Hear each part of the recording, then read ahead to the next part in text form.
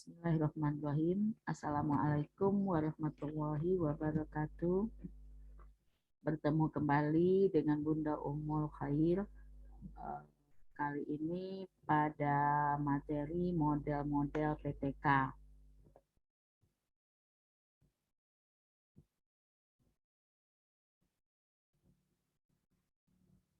PTK mempunyai beberapa model ya. Ada 5 ya modelnya, 6 ya. 6 model PTK. Pada prinsipnya, penerapan PTK atau Classroom Action Reset dimaksudkan untuk mengatasi permasalahan yang terdapat di dalam kelas di mana seorang guru mengajar.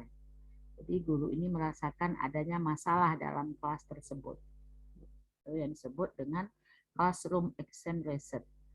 Terdapatnya beberapa model atau desain yang dapat diterapkan dalam suatu kegiatan PTK, yaitu di antara desain-desain berikut sebagai berikut.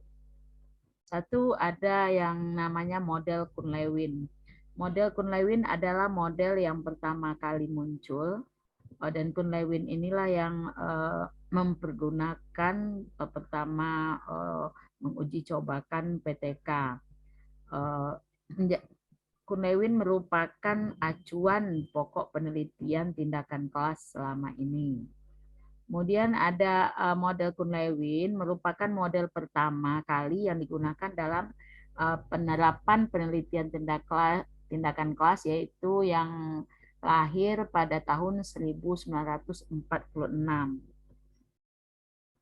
Model penelitian tindakan kelas atau PTK pada dasarnya dilakukan berdasarkan siklus atau putaran tertentu ya. Kemudian setiap siklus terdapat beberapa langkah yang harus dilewati agar dapat mencapai hasil sesuai dengan apa yang diinginkan oleh seorang peneliti.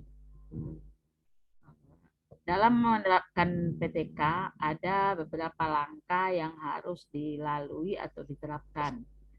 Adapun langkah-langkah PTK ada 4 tahap ya, atau 4 langkah, yaitu sebagai berikut. 1, perencanaan atau planning. Jadi suatu kegiatan harus didahului oleh suatu planning. Kemudian nomor 2, ada suatu tindakan atau action.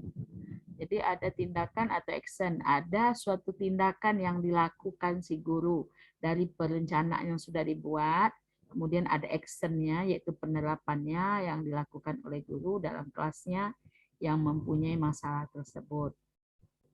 3, pengamatan atau observing. Jadi ada pengamatan. Apa yang diamati?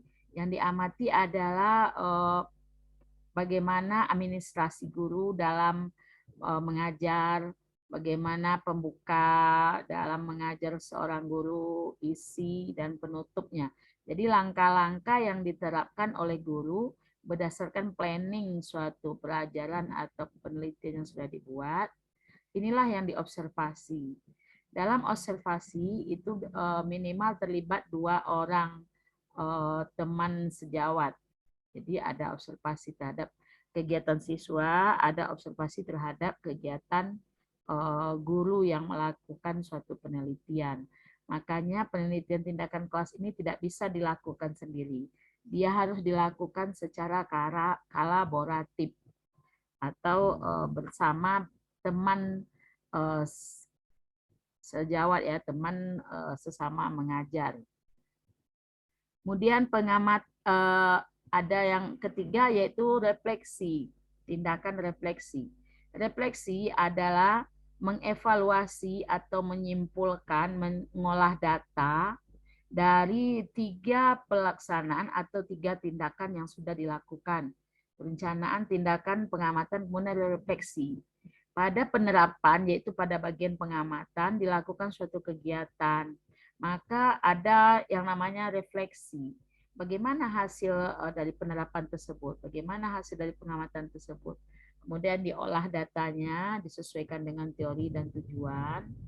Maka nanti akan ditemukan kelebihan dan kekurangan daripada penerapan siklus pertama. Penerapan siklus pertama merupakan landasan untuk melakukan tindakan kedua atau siklus kedua. Kegiatan siklus 2 merupakan landasan atau pedoman untuk melakukan siklus ketiga. Begitu seterusnya sampai maksimal siklus keempat. Yang baik itu 3 ya, kalau 3 itu baik, 2 itu masih kurang ya dalam penerapan PTK. Kemudian kita masuk lagi pada model Kuhn-Lewin. Model Kuhn-Lewin ini merupakan model dasar yang kemudian dikembangkan oleh ahli-ahli lainnya. Dari model utama, model yang pertama kali yaitu model Kuhn-Lewin, kemudian dikembangkan oleh ahli-ahli penelitian lainnya, maka menjadilah PTK ini 6 model. Namun pada dasar tujuannya adalah sama ya. Dan penelitian tindakan kelas menurut Kuhn-Lewin terdiri dari 4 komponen ya. Seperti tadi sudah kita uraikan, yaitu planning, tindakan, pengamatan, dan refleksi. Jadi saya bunda singkat dengan kata PETOR ya. Jadi planning, tindakan, observasi, refleksi atau refleksi ya. Kemudian gambar Kuhn-Lewin atau bagian dari PTK Kuhn-Lewin sebagai berikut. Ini modelnya dia mulai dari kiri dia ya. Dari kiri, kemudian mutar ke kanan, dia mengikuti arah arum jam. Jadi didahului oleh planning, kemudian ada action, kemudian ada observing, ada refleksi. Jadi dia melingkar, dia 4 tahap. Ini model Kuhn-Lewin yang lahir atau diterapkan pada tahun 1946 pertama kalinya. Model Kuhn-Lewin merupakan model yang paling simpel, yang paling sederhana, yang paling mudah dipahami ya. Kemudian kita masuk pada model kedua yaitu model Chemnitz dan MC Tager. Model yang dikemukakan oleh Chemnitz dan MC Tager merupakan pengembangan lebih lanjut dari model Kuhn-Lewin. Jadi model Chemnitz ini dia mengembangkan dari model Kuhn-Lewin yang 4 tahap yang sangat sederhana tadi. Secara mendasar tidak ada perbedaan yang prinsip antara keduanya. Model ini banyak dipakai karena sederhana dan mudah dipahami. Rancangan Chemnitz dan Tager dapat mencakup sejumlah siklus.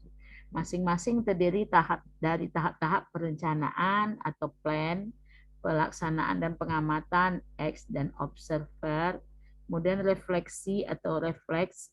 Kemudian tahapan ini berlangsung secara berulang-ulang sampai tujuan penelitian tercapai. Di rancangan Chemnitz ini akan dapat kita lihat pada bagian berikut. Ini model Chemnitz yaitu yang lahir pada tahun 1988 ya. Dia memulainya dari rencana awal ya, dia rencana awal, kemudian strategi tindakan, lanjut observasi, lanjut refleksi. Kemudian ada revisi. Setelah dia revisi, tahap revisi, masuk kepada rencana yang direvisi.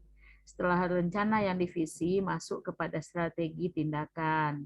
Kemudian masuk kepada observasi, kemudian dilanjutkan lagi kepada refleksi. Pada dasarnya ini sama, hanya dia lebih jelas di sini dia ada tindakan revisinya di sini ya.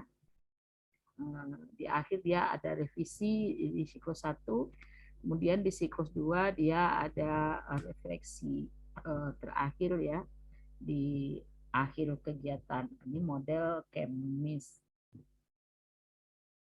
3. Model John Elliot. Seperti halnya model Chemnitz dan M. Tager, model John Elliot juga merupakan pengembangan lebih lanjut dari model Kuhn-Lewin. Jadi dia pengembangan lagi ya. Elliot mencoba menggambarkan secara lebih rinci langkah demi langkah yang harus dilakukan peneliti. Ide dasarnya sama, dimulai dari penemuan masalah, kemudian dirancang tindakan tertentu yang dianggap mampu memecahkan masalah tersebut. Kemudian diimplementasikan, dimonitor, dan selanjutnya dilakukan tindakan berikutnya jika dianggap perlu. Jadi diadakan tindakan ya, jika masih terdapat kekurangan, diadakan tindakan kembali. Baik, kita lihat bentuk bagan PTK versi John Elliot. Ini. Dia mulai dari siklus 1, yaitu melakukan survei, penemuan fakta, dan analisis. Setelah itu dilanjutkan dengan rencana umum. Rencana umum dia buat berapa tindakan. Tindakan 1, planningnya apa, tindakan 2 apa, tindakan 3 apa. Jika sudah ditetapkan tindakan, maka ada implementasi tindakan. Mana yang bisa diterapkan atau mana yang lebih tepat ya. Kemudian setelah implementasi tindakan, masuk dia kepada pengaruh implementasi monitor. Apa pengaruhnya ya setelah diadakan implementasi tindakan 1. Kemudian setelah dilanjutkan dengan survei menjelaskan kegagalan terhadap implementasi dan efek. Kemudian refleksi ide umum. Kemudian lagi rencana yang diubah. Setelah ada penemuan atau revisi awal, maka ada tindakan 1, tindakan 2, dan tindakan 3. Selanjutnya implementasi langkah selanjutnya, pengaruh dan implementasi monitor. Kemudian dilanjutkan pada survei menjelaskan kegagalan terhadap implementasi dan efek. Selanjutnya pada revisi ide umum. Pada revisi ide umum, rencana yang diubah ada tindakan 1, tindakan 2, tindakan 3, kemudian implementasi langkah selanjutnya. Kemudian pengaruh dan implementasi monitor. Kemudian di akhir dilanjutkan dengan survei atau menjelaskan kegagalan terhadap implementasi dan efek. Jadi ini langkah daripada model John Elliot ya. Kita masuk pada model keempat, yaitu model Dev dan Ebut. Model Dev Ebut merupakan pengembangan dari model John Elliot. Ini selalu berkembang dia ya. Semakin ada perkembangan dari model-model PTK. Chemnitz dan M. Tager dan Kuhn-Lewin, menurut Dev Ebut, model PTK yang dikembangkan ahli tersebut sudah bagus. Hanya saja di dalam model-model tersebut masih terdapat beberapa hal atau bagian yang belum tepat, sehingga masih perlu untuk diperbaiki. PTK model Dev Ebut secara sistematis dapat digambarkan seperti di bawah ini. Jadi Dev Ebut ini dia melengkapi lagi dari model Tager dan Kuhn-Lewin ya. Ini model Dev Ebut, ada beberapa keterkaitan dia letak di sini. Dia mulai dari general ide, jadi ada ide ya, kemudian ide itu ada ide recognition-nya, ada ide dilanjutkan dengan action satunya, kemudian dilihat hasil, dimonitor hasilnya bagaimana, kemudian dia lanjut ke ide 2, direvisi maka dia lanjutkan ke action 2, kemudian sampai ke 4 tahap dia masuk lagi ke action perbaikan action 2 ya. Jadi dia melakukan hanya 2 action, tetapi dia selalu merevisi, memperbaiki daripada action 1 tersebut. Action 1 diperbaiki jadi action 2. Action 2 diterapkan lagi tetapi masih tetap menggunakan action 2. Namun dia lebih mengedit atau merevisi action 2. Dia tidak menggunakan siklus sampai 1, 2, 3 begitu ya, tapi dia 1, 2, 2. Jadi sifatnya dia merevisi kembali. Kemudian 5, model Suharsini Arikunto. Menurut Suharsini Arikunto, bahwa secara garis besar penelitian tindakan kelas dilaksanakan melalui 4 langkah ya utama, yaitu ada planning, ada action, ada observasi, dan refleksi. Model Suharsini Arikunto hampir sama langkahnya dengan Chemnitz, dengan Kuhn-Lewin ya, hanya dia menyempurnakan lagi sebagai mana dapat dilihat pada bagian berikut. Ini model Suharsini Arikunto. Dia tetap mulai dari planning, kemudian ada pelaksanaan, pelaksanaan, ada pengamatan, ada refleksi. Ini adalah semua rangkaian pada siklus 1. Jadi ada perencanaan, pelaksanaan, pengamatan, refleksi. Ini tercangkup dalam siklus 1 ya. Kemudian setelah ada refleksi apa hasilnya, dia masuk lagi kepada perencanaan atau planning.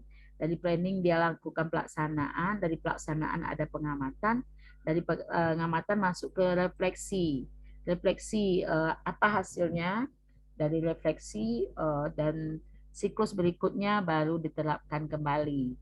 Dia menggambarkan di sini 2 siklus, tetapi bisa dilanjutkan untuk siklus 3 dan 4. Ini gambaran siklusnya ya. Ini model Suhasini Adikunto. Pada dasarnya sama ya, hanya dia lebih memperjelas kembali. Dan nomor 6, model MC Kernan. Menurut MC Kernan ada 7 langkah yang harus dicermati dalam PTK. Maka yang MC Kernan ini adalah model yang terakhir ya, yaitu model ke-6. Dia lebih mengembangkan lagi dari 4 menjadi 7 langkah.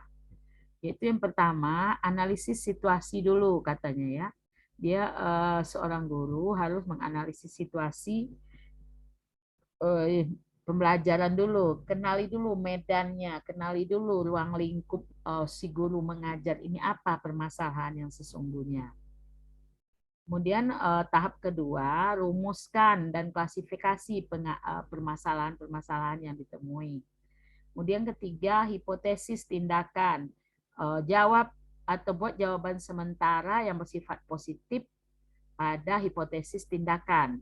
Contohnya, meningkatkan kemampuan siswa menulis deskripsi dengan media picture. Nah, hipotesis sementaranya yaitu mampu ya, picture mampu meningkatkan hasil belajar menulis karangan deskripsi siswa. Jadi hipotesis tindakannya seperti apa ya, tindakan yang akan dilakukan. Misalnya hipotesis tindakannya dengan melakukan latihan berkelompok atau latihan individu atau kelompok besar atau kelompok kecil. Kemudian pada tahap 4, perencanaan tindakan. Kemudian dilakukan lagi perencanaan tindakan setelah ditemukan hipotesis tindakan tadi. Kemudian masuk lagi kepada penerapan tindakan dengan memonitoringnya. Kemudian ke-6, evaluasi hasil tindakan katanya ya. Yang kelima, refleksi dan pengambilan keputusan untuk pengembangan selanjutnya. Pada dasarnya tahap-tahapnya sama, hanya dia pada MC Kernan ini dia lebih diperincinya lagi langkah-langkahnya. Setiap kegiatan dia buat langkah-langkahnya sehingga dia menjadi 7 langkah ya. Ini, kemudian ini bagannya atau diagramnya oleh MC Kernan, dia berbentuk roda ya, roda 2 yang digandeng. Ini dia siklusnya. Siklus pertama dia beranjak dari masalah, kemudian 2 rumusan ya tindakannya, kemudian pengamatan, hasil dan refleksi. Itu juga dengan siklus kedua. Jadi inilah beberapa model penelitian tindakan kelas. Ada 7 model ya. Yang lebih praktis digunakan itu adalah model Kemis dan Entager. Dia ada rencana awal, kemudian strategi tindakan, ada observasi, ada refleksi, dan ada revisi. 1, 2, 3, 4, 5 dia ya. Ini yang lebih simpel atau lebih mudah dipahami ya. Kalau menurut Bunda ini nomor 2 yang paling mudah dipahami. Karena dia pengembangan dari Kuhn Lewin, dia di akhir mengadakan revisi begitu ya. Ini yang lebih tepat ya. Ini yang lebih tepat penggunanya pada model kedua. Jadi harus diingat pada langkah-langkah PTK itu ada 4 ya.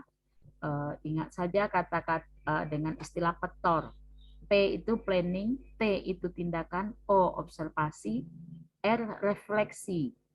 Jadi ada 4 ya. Kemudian ditambah lagi dengan revisi di 5 kalau menurut ini tadi ya, menurut model PTK. Menurut PTK ini Kemis ini dia ada revisi di awalnya. Jadi akhirnya ya demikian saja materi model-model daripada PTK.